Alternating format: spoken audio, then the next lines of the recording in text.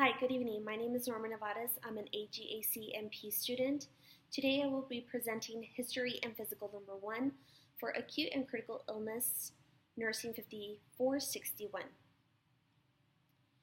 The patient is a 56-year-old female who presents to the emergency department as a level 1 trauma, status post-motorcycle crash. The patient was reported driving approximately 35 miles an hour in the El Paso downtown area and collided with another vehicle.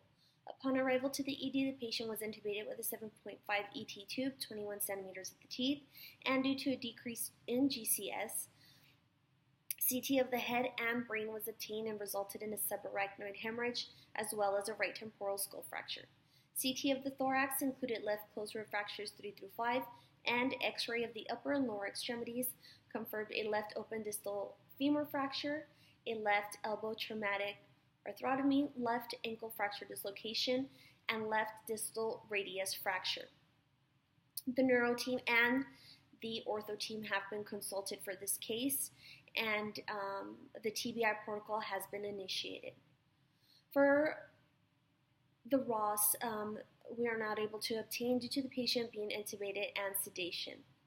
Upon physical examination, vital signs are unremarkable. The patient is under ventilation support, and upon examination, the patient, of course, is not awake or oriented at this time. The patient is currently intubated and is not able to follow any commands, also due to the sedation. Multiple facial lacerations are noted, no facial droop present, or seizures. Cranial nerves are not able to be assessed due to the patient being administered sedation. Patient's head is abnormal with a noted right temporal indentation due to the right temporal skull fracture. Patient's pupils are not equal. The left pupil is 3 millimeter and sluggish, and the right pupil is 2 millimeters and sluggish. The patient's sclera is noted with subconjunctival hemorrhage. Bilateral preorbital edema is present with bruising. No deformity noted. 2 bilateral nares or ears are proportional to the patient. Gagging reflex is intact and present when suctioned via ET tube. The trachea is noted to be midline, and oral mucosa is pink and moist. No lymph masses are noted. Carotids are +2. The patient is noted with minimal respiratory distress. Patient's chest expansion is not symmetric due to the left rib fractures 3 through 5. Minimal crackles noted to auscultation. Hypoactive bowel sounds are present. Patient's abdomen is round, soft with no distension, no hepatomegaly. Patient has 1 of 5 strength to the upper and to the lower extremities. Flack scale does represent 1 out of 10 on sedation. Patient is noted with a 4 centimeter laceration over the left olecranon with exposed bone. Crepitus to the distal radius is noted, +2 radial pulses noted. No injury to the right extremity. A 3 centimeter laceration over the anterior left knee, proximal to the patella with exposed bone and deformity. Crepitus to the left ankle is noted with +1 pedal pulses and no injury to the right lower extremity. Past medical history for the patient does include diabetes 2 and hypertension. Surgical history includes an appendectomy in 2003 and a C-section ×3.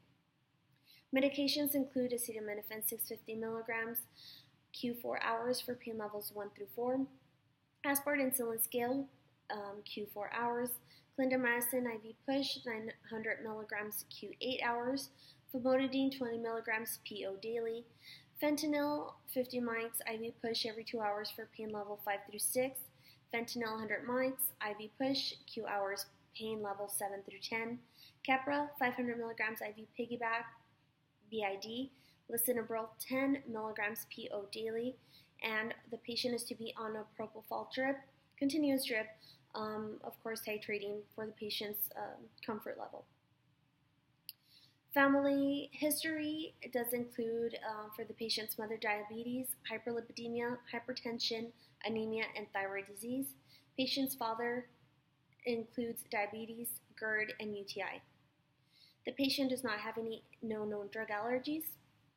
The patient's social history: she does live in El Paso, Texas, where she resides with her husband and her 3 teenage children. Based for the patient's baseline consists of being able to perform daily activities with no complication. or assistance. According to the patient's husband, the patient does not use any kind of alcohol, tobacco, or illicit drugs, and no family cancer is noted. Upon laboratory data, the only noticeable increased laboratory data is the white blood cells, which is 22.2. All other laboratory data is unremarkable. Imaging. CT of the head, of course, does display the subarachnoid hemorrhage as well as the right temporal skull fracture. CT of the thorax includes left closed rib fractures 3 through 5, and x-rays of the upper and the lower extremities confirm the left open distal femur fracture, the left elbow traumatic thoracotomy, left ankle fracture dislocation, and the left distal radius fracture. Assessment number 1, subarachnoid hemorrhage. Of course, a subarachnoid hemorrhage is bleeding between the brain and the tissue covering the brain. The patient was in a traumatic MCC accident in which the CT results of the head and brain did show subarachnoid hemorrhage and a right temporal skull fracture. Assessment number 2 would be the left distal femur fracture dislocation.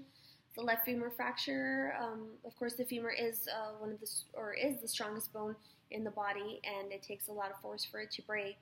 The X-ray upon arrival in the ED did show that it did show the left open distal femur fracture, as well as other fractures, which included the left elbow fracture, the left ankle fracture dislocation, and the left distal radius fracture. A 3 centimeter laceration over the anterior left knee proximal to the patella with exposed bone and deformity was noted, and crepitus to the left ankle plus 1 pedal pulses. Left closed rib fractures 3 through 5 is assessment number 3. This, according to the Mayo Clinic Disease and Condition, broken rib fractures are common in traumas and usually, of course, heal on their own.